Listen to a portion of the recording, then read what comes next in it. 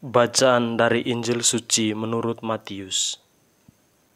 Sesudah itu, Yesus segera memerintahkan murid-muridnya naik ke perahu dan mendahuluinya ke seberang.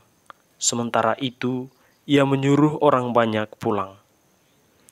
Dan setelah orang banyak itu disuruhnya pulang, Yesus naik ke atas bukit untuk berdoa seorang diri. Ketika hari sudah malam, ia sendirian di situ. Perahu murid-muridnya sudah beberapa mil jauhnya dari pantai dan diombang-ambingkan gelombang karena angin sakal. Kira-kira jam 3 malam, datanglah Yesus kepada mereka berjalan di atas air.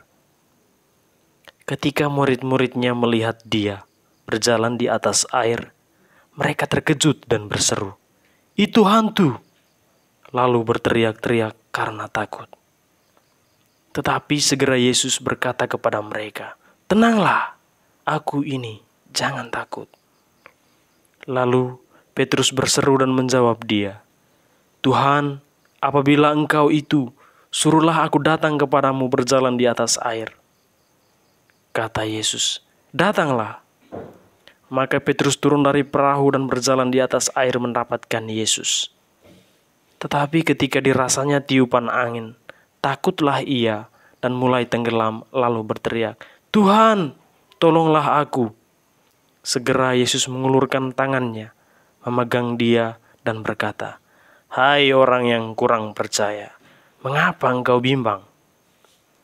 Lalu mereka naik ke perahu dan angin pun reda. Dan orang-orang yang ada di perahu menyembah dia, katanya, "Sesungguhnya Engkau anak Allah." Demikianlah sabda Tuhan. Terpujilah Kristus. 1, 2, 3, 4, 5 and open the Bible. Oke teman-teman, selamat datang di channel kami, di channel kita Claretian Yogyakarta. Kami di sini akan menemani teman-teman semua untuk beberapa minggu ke depan dalam sharing kitab suci bersama. Dan seperti yang sudah diberitahukan dalam video pengantar tadi, bahwa pada bulan kitab suci nasional tahun ini, tahun 2021 ini, Gereja Katolik Indonesia mengangkat satu tema yang sangat menarik, yaitu Yesus sahabat perjalanan kita. Dan pada pertemuan kali ini kita akan membahas satu tema, yaitu Yesus sahabat bagi mereka yang putus asa. Nah, teman-teman sekalian, seperti yang kita sudah lihat, saya tidak sendirian di sini. Mungkin teman-teman bertanya, siapakah pria ganteng di samping saya ini? Di samping kiri saya ini ada Frater Pete. Nah, Frater Pete ini berasal dari Alor. Nah, saya kan tidak tahu Alor, pasti semua tahu ya. Nah, Frater Pete ini baru saja menyelesaikan studi S1 filsafatnya di Fakultas Filsafat Keilahian Universitas Sanata Dharma, dan sekarang sedang melanjutkan studi teologinya di fakultas yang sama. Oke, Frater, tadi kita sudah mendengar bersama bacaan Injil, sangat menarik sekali. Namun sebelum mendalami Injil tersebut, saya ingin bertanya beberapa hal sederhana sekali, Frater. Yang pertama, dalam tema tadi Yesus disebut sebagai sahabat bagi mereka yang putus asa. Saya penasaran, Frater, kira-kira apa perbedaan dari sahabat dan teman? Gitu, Frater, pertanyaan saya. Ya, Frater, terima kasih. Saya sendiri sebenarnya kalau boleh jujur, bagi saya tidak ada perbedaan antara sahabat dan teman. Saya melihat itu sebagai sebuah persoalan bahasa, karena memang di Indonesia kita punya banyak bahasa yang hampir sama, kemudian kita memberikan definisinya masing-masing seturut kebiasaan. Misalnya di kalangan kaum muda, mereka seringkali membedakan antara sahabat dan teman seperti itu. Benar. Tetapi kalau dalam bahasa asing kebanyakan tidak ada. Misalnya dalam bahasa Inggris, friends, itu bisa juga kawan, bisa juga sahabat gitu. Dan juga kalau kita menurut pada bahasa kitab suci, Yesus menyapa teman-teman itu dengan sahabat dengan kata itu philos. Itu juga bisa berarti kawan dan sebagainya. Jadi sebenarnya tidak ada, kalau menurut saya, tidak ada perbedaan antara sahabat dan teman. Karena kalau kita berrelasi dengan orang kan tergantung sejauh mana kita saling melengkapi dan sebagainya. Jadi alasan sebenarnya sederhana. Kenapa sehingga Yesus disebut sebagai sahabat? Karena memang dalam Injilnya dipakai kata sahabat itu. Yesus punya murid-muridnya yang kata sahabat gitu. Betul. Berarti ini soal pemakanan saja brother ya. Iya. Tetapi kedekatan atau relasi itu sama sebenarnya brother ya. Tetapi realitas yang terjadi kemudian itu kadang membedakan antara teman dan sahabat. Wah, ini sangat menarik sekali. Lalu yang kedua tadi brother ada kata putus asa. Nah, ini juga menarik bagi saya teman-teman ya. Putus asa kita tahu bahwa salah satu jenis emosi yang mana seorang itu merasa kehilangan harapan, kehilangan optimis, dan merasa apa ya, kekurangan gairah hidup. Nah ini menjadi sangat menarik karena kita tahu bahwa sekarang sedang terjadi pandemi COVID-19. Dan tentu saya pikir emosi ini dominan dirasakan oleh semua orang, terlebih khusus oleh kaum muda. Nah brother, kira-kira hal konkret apa saja atau lebih tepatnya apa kira-kira indikator atau penyebab dari orang mengalami putus asa di tengah pandemi ini, brother? Memang itu pertanyaan yang agak sulit. Agak sulit kalau kita bicara mengenai putus asa itu ya kita tidak memiliki alat ukur. Tapi kalau kita boleh menebak-nebak yang kelihatan di media dan sebagainya itu kebanyakan karena yang pertama itu tidak bisa merancang satu program jangka panjang. Pandemi itu memberikan satu orientasi baru, satu kebiasaan yang baru dan sebagainya. Itu membuat kita tidak terbiasa untuk menghadapi itu. Misalnya memang dulu pernah ada wabah, tapi karena periodenya itu begitu berbeda dan jaraknya begitu jauh, sehingga kita tidak dipersiapkan secara internal untuk menghadapi wabah itu. Ini kita belum bicara soal perspektif para korban. Misalnya para anak-anak yang ditinggalkan itu mereka tidak bisa memberikan yang terbaik bagi orang yang mereka sayang. Dan situasi ambang batas itulah yang membuat kita sulit untuk bisa berharap. Apalagi sekarang banyaknya varian-varian baru dengan yang tersebar itu membuat kita ini apakah pandemi akan berakhir tidak gitu. Dulu kita berpikir bahwa 2021 akan berhenti, tapi ternyata Tidak, belum pasti juga. sampai sekarang belum ada yang ini. Ya, sehingga saya merasa itu alasan-alasannya kurang lebih itu yang saya bisa bagikan. Nah, terima kasih brother. Artinya saya sudah semakin dicerahkan, mungkin teman-teman juga ya. Tadi kita sudah melihat makna dari sahabat dan juga teman. Lalu putus asa, seperti apa putus asa dan apa indikator kira-kira seperti itu ya, dikaitkan dengan konteks pandemi yang sedang kita rasakan saat ini.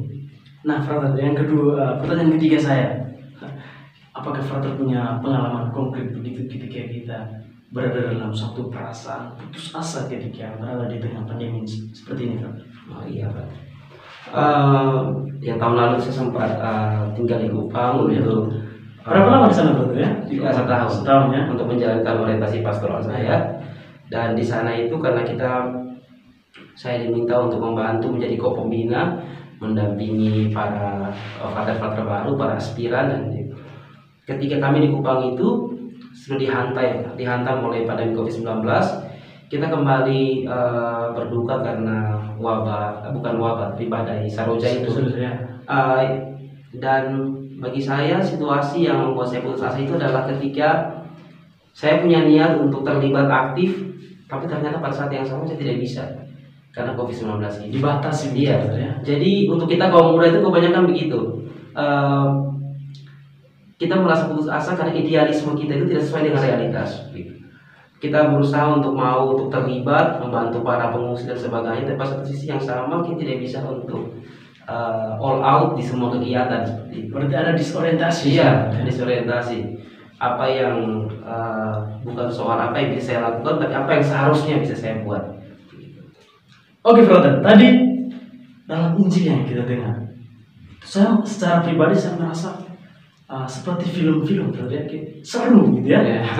Situasinya, lalu latar tempatnya, lalu waktunya, kita bahwa dalam Injil tadi diceritakan bahwa jam itu sudah tengah malam dan situasi para murid itu berada dalam suatu ketakutan, keketiran akibat diombang-ambing oleh ombak yang begitu besar. Saya tidak bisa bayangkan kalau saya dalam situasi seperti itu, mungkin saya lari juga, betul ya. Dan persis itu yang dirasakan oleh para murid. Mereka merasa, bagaimana kita ini ya kan? Mereka kayak kehilangan harapan begitu. Kira apakah Frater bisa menceritakan sedikit begitu tentang Injil tadi, Frater? Maksudnya dengan bahasa Frater sendiri supaya saya bisa lebih mengerti.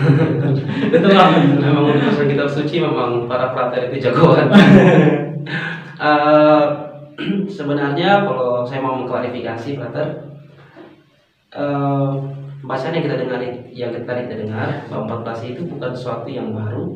Karena Injil Matius bab 8 itu sudah ada kisah mengenai bagaimana mereka bersama Yesus di tengah laut, di tengah danau, kemudian dihantam oleh badai. Dan saat itu mereka ketakutan. Lalu Yesus menghardik angin itu dan bilang bahwa ini kurang percaya. Tapi yang menarik dalam bacaan yang kita pakai pada hari ini, tidak ada keterangan bahwa para murid itu takut. Ketakutan mereka itu muncul bukan karena angin sakal itu, tetapi karena mereka mengira bahwa Yesus itu hantu. Berarti bukan karena anginnya, ya? Bukan karena situasinya. Bukan karena angin atau situasi gelap, karena mereka sudah pernah ditegur oleh Yesus sebelumnya. Iya. Sehingga mereka sudah tahu ini apa yang harus mereka buat ketika menghadapi angin sakal itu. Jadi kelihatannya tidak ada keterangan bahwa mereka itu takut atau gentar dan sebagainya. Ketakutan mereka itu muncul justru ketika mereka melihat Yesus yang mereka pikir itu hantu. Makanya ketika Petrus itu kan dia tenggelam, ketika dia berusaha berjalan menuju Yesus, dia merasa ada angin. Saat itulah ketakutan dia muncul dan dia tenggelam. Ya, menarik sekali, brother ya. Tuhan datang, mereka kira itu hantu. Ya benar yang orang katakan, orang yang sering orang katakan, brother, bahwa Tuhan dan hantu itu kadang diposisikan sama, gitu.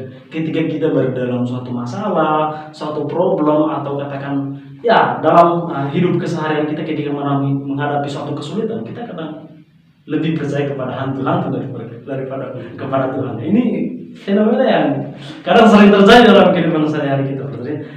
Lalu bagaimana Yesus menegur mereka, brother? Artinya bagaimana Yesus memasuki situasi mereka itu? Apakah Yesus selalu marah karena apa, atau Yesus menguatkan mereka begitu?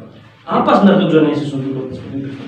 Yang menarik adalah jika pada teks yang sebelumnya itu Yesus justru menegur mereka dengan keras bahwa kalian tidak punya iman dan sebagainya.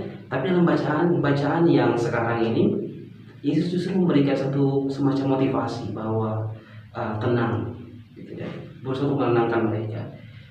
Dan yang menarik ketika bacaan sebelumnya juga itu ketika mereka Yesus menghardik angin itu, mereka lalu bertanya dalam hati, siapakah dia angin saja bisa diredakan. Tapi dalam bacaan hari ini mereka semua itu memuji Yesus bahwa dia ini anak Allah. Jadi perbedaan teks itu bagi saya menarik untuk kita bisa memahami lebih mendalam dan lebih tekstual. Berarti secara tidak langsung Yesus sedang menampilkan atau menampakkan dirinya sebagai anak Allah, begitu ya. Luar biasa. Berarti kita bisa simpulkan atau kita bisa kaitkan bahwa dalam suatu situasi yang sulit, dalam situasi yang katakan krisis, di sana sebenarnya ada sesuatu, katakan ada Tuhan yang sedang, mungkin ada Tuhan yang sedang menampilkan atau menampakkan kemuliaan, begitu ya. Karena mungkin kita juga ingat kisah di kitab Kejadian ketika alam semesta belum berbentuk dan Roh Allah itu melayang di atas air, dan sebenarnya situasi yang kaos itu Tuhan sedang memberi bentuk. Tuhan sedang berusaha memberi bentuk. Misalnya sekarang pandemi COVID-19, begitu banyak hal yang berubah dan kita merasa ini seperti suatu hal yang tidak berbentuk. Tapi saya semakin merasa bahwa kita semakin memahami apa arti hidup itu. Dan bagi saya itu bagian dari karya Tuhan memberi bentuk pada hidup kita. Lalu apakah kita bisa simpulkan bahwa COVID-19 ini bisa menjadikan satu paradigma baru begitu, Frater? Ya, bagi saya itu bukan lagi sebuah pertanyaan tapi sebuah pernyataan ya, karena memang kenyataannya seperti itu. Di mana-mana apapun dikaitkan dengan pandemi. Betul. Iya, di koran atau di setiap tempat, bahkan Frater Ipal ketika kemarin saya ke Manggarai itu, di atas pesawat kita cuma batuk saja, semua orang dalam pesawat itu menoleh. Iya. Jadi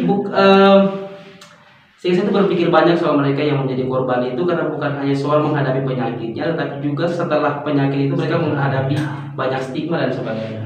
Bagaimana kehidupan kita setelah pandemi? Iya. Ini sangat menarik, teman-teman ya. Oke, kita sudah membahas tentang bagaimana pengalaman para murid dan Yesus ketika mereka berada dalam suatu situasi yang sangat mencekam dalam tanda kutip ya. Lalu, Frater, dalam situasi pandemi ini, adakah Tuhan yang sedang menegur kita, Frater? Mungkin ini pertanyaan yang sedikit spiritual, tapi mungkin sangat membantu kita dalam mengembangkan iman kita, mengembangkan iman kita. Ya, pertanyaan menyangkut adakah Tuhan atau tidak adakah Tuhan itu bagi saya menarik untuk menjadi satu pertanyaan di tengah krisis pandemi COVID-19 ini, khususnya bagi kita kaum beriman gitu. Tadi Saudara Ipang menyebut soal hidup setelah pandemi, dan kita ingatkan bukunya Paus Fransiskus. Dan buku Paus Fransiskus itu muncul menarik bahwa itu setelah meninggalnya satu teolog Katolik, John Baptist Metz. Tadi Ipang mungkin tahu.